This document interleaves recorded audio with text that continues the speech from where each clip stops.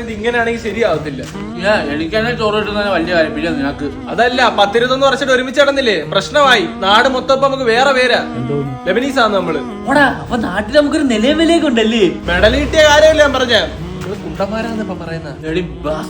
ഏത് തണ്ടിയാ പറഞ്ഞ? അയ്യോ പുറത്തൊന്നും ആരുമില്ല, നിന്റെ തന്തേ എന്റെ തന്തേ.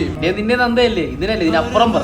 നാട്ടുകാരെ കുറ്റം പറഞ്ഞൊരു കാര്യമില്ല ശിവാസ്. എന്തോ എന്നിട്ട് ഒരയ്ക്കുന്ന ക്യാമറ പിടിക്കണ്ടേ? ചുമ്മാതാണോ പറഞ്ഞുണ്ടാക്കുന്ന? ഇവിടെ 10-26 കൊല്ലമായിട്ട് ഇപ്പൊ നമ്മൾ ഒരുമിച്ചാ, മനസ്സിലായോ? രണ്ടെണ്ണത്തിന് പെണ്ണും ഇല്ല.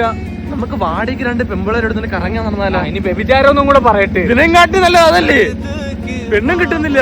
കുറച്ചു കഴിയുമ്പോ നമ്മളെ വീട്ടിൽ കേട്ടത്തില്ലടാ. ഇപ്പൊ തന്നെ വാപ്പ കഥവ് കുറ്റിയിട്ടാ കിടന്നുറങ്ങുന്നത് എന്നെ പേടിച്ച്. അതോർത്ത് നീ പേടിക്കണ്ട, ഒരാൾ നമ്മളെ കയറ്റും, ലാലേട്ടൻ. പുള്ളി ഇങ്ങനെയുള്ളവർക്ക് വേണ്ടി ഒരു വെയർ ഹൗസ് തന്നെ തുടങ്ങിയിട്ടുണ്ടെന്ന് ഞാൻ കേട്ടത്.